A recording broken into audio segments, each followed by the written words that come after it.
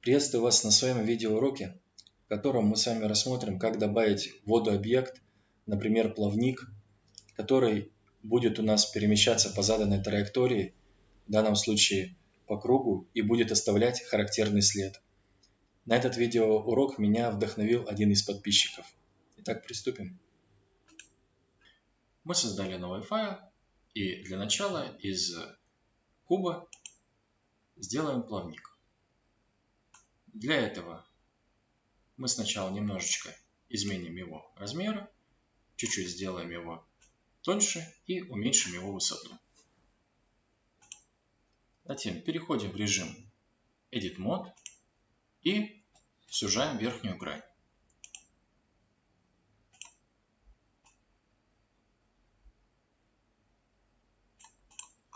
После того, как мы сузили эту грань, вырезаем плавник. Нажимаем на нумпаде клавишу 3 и приближаем непосредственно наш объект. Выбираем элемент нож и вырезаем данный элемент плавник.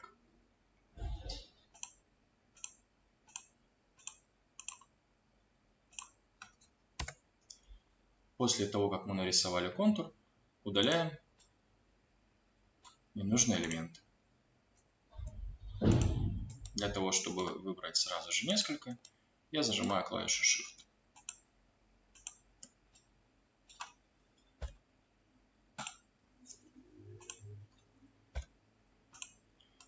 Оставляем только вырезанный контур нашего плавничка и его основание.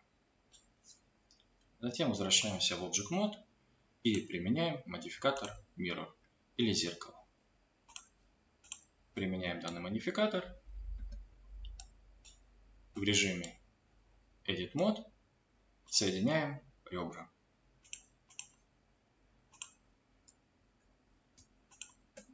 Ребра я выделяю попарно, для того, чтобы они у нас наиболее правильно соединились.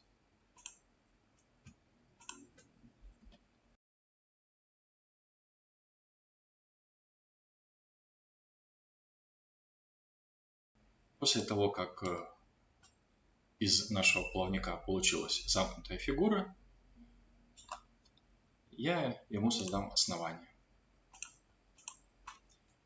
Дублирующуюся грань нижнюю удалю и вытяну ее инструментом Extrude Region.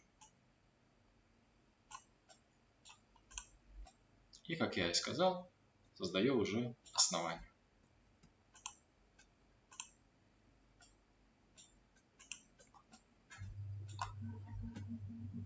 Здесь меняю на Extrude Individual и удлиняю данное основание. Затем возвращаюсь в режим Object Mode и сглаживаю грани инструментом Shade Smooth. Наш плавничок готов, и сейчас создаем воду.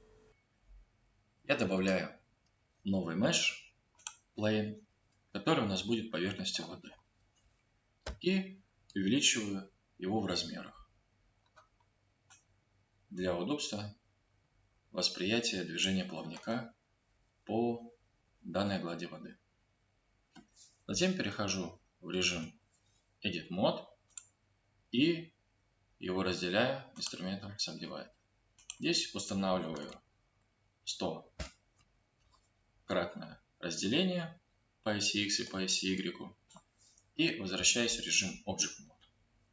Данному плейну я применяю физические свойства Dynamic Paint. Тип оставляю Canvas и добавляю Canvas. Surface Type меняю на Waves, то есть волны. И нашему плавнику также устанавливаем физические свойства. Я его переименовываю в fin. Также добавляем Dynamic Paint, только Type Canvas я меняю на Type Brush. Добавляю Brush. Смотрим, что получилось. У нас как бы от нашего плавника вода стала расходиться в разные стороны. Сейчас мы анимируем движение нашего плавника, и для удобства я вытягиваю временную шкалу вверх. Переключаюсь на вид сверху, включаю автокейнг и перемещаю наш плавник.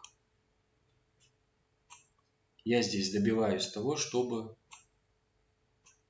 он у меня встал точно по координатам. Переворачиваю, точнее разворачиваю данный плавник на 180 градусов.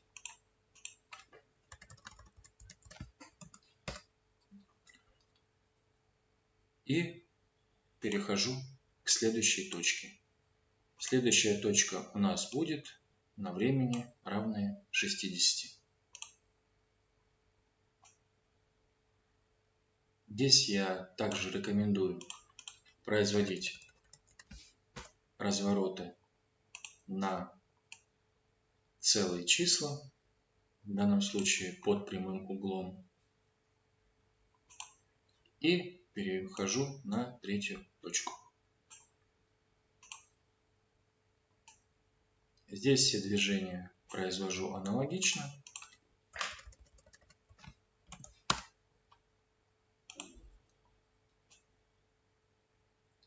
Возвращаюсь в окончательное третье положение.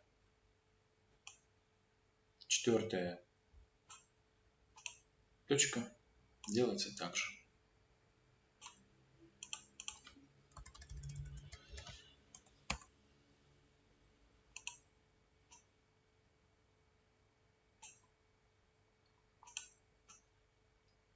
Пятая точка у нас будет на времени 240, которую я постараюсь совместить с точкой номер 1.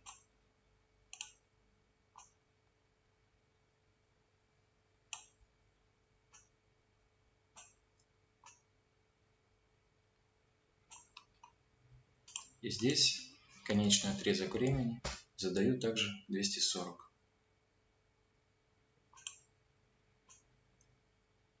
И сейчас я точку перемещаю начальную на время 00.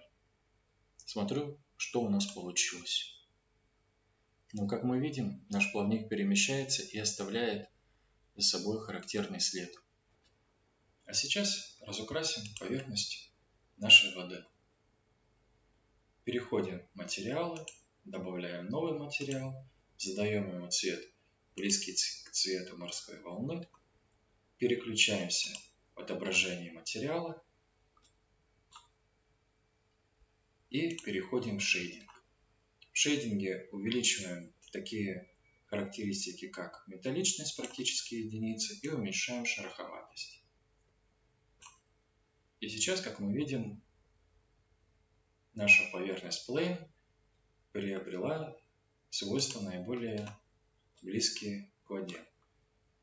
И смотрим также, что у нас сейчас получилось. Как мы видим, плавник и перемещается по заданной траектории и оставляет за собой характерный след в соответствии со свойствами воды. Вот и все.